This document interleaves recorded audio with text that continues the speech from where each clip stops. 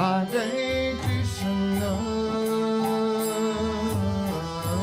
Krishna Krishna, Hare Hare. Bhagavat Gita 2.13 देहिनोऽस्मिन् यथा देहे कौमारां यौवनं जरा तथा देहान्तरा प्राप्तिर्धीरस्तत्र न मुह्यते।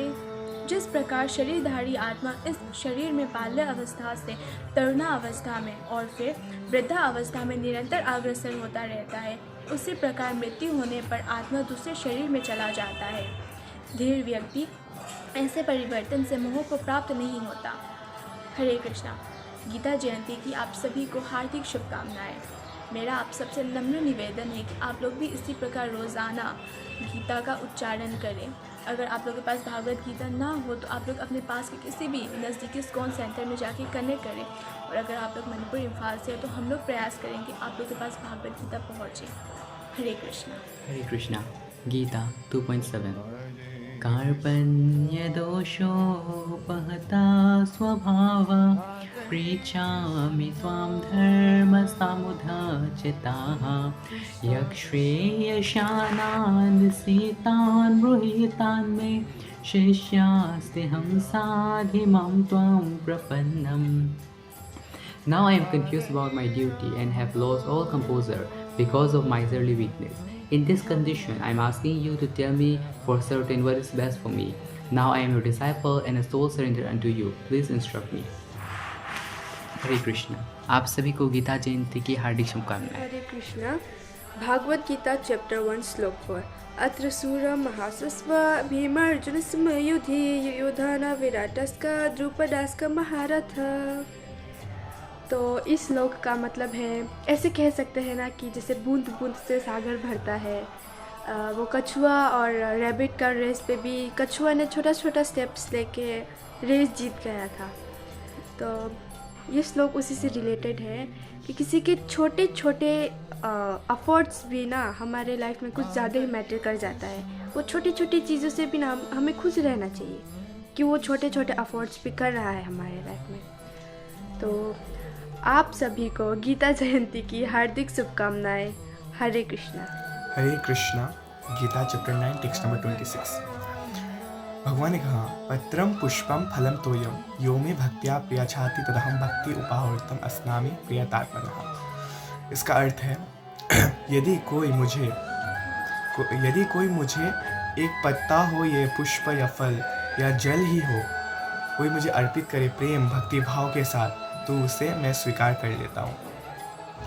हरे कृष्णा। गीता जयंती की हार्दिक शुभकामनाएं आप सबको। हरे Krishna.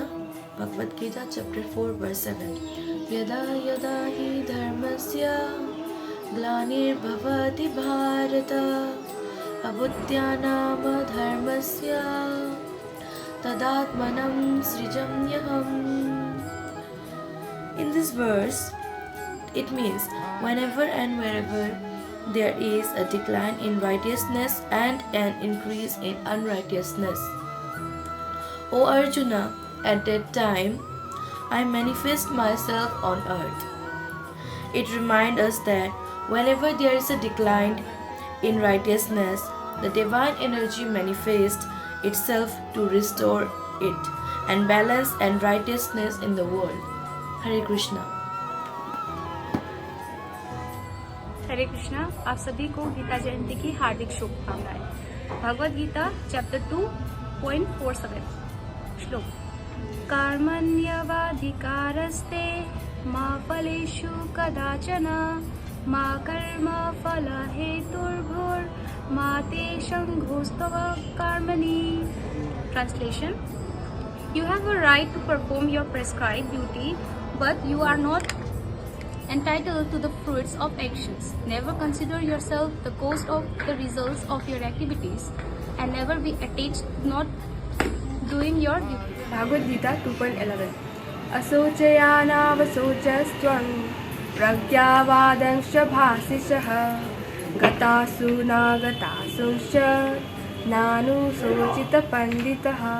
Translation: The Supreme Personality of Godhead said, while speaking learned words, you are mourning for what is not worthy of grief.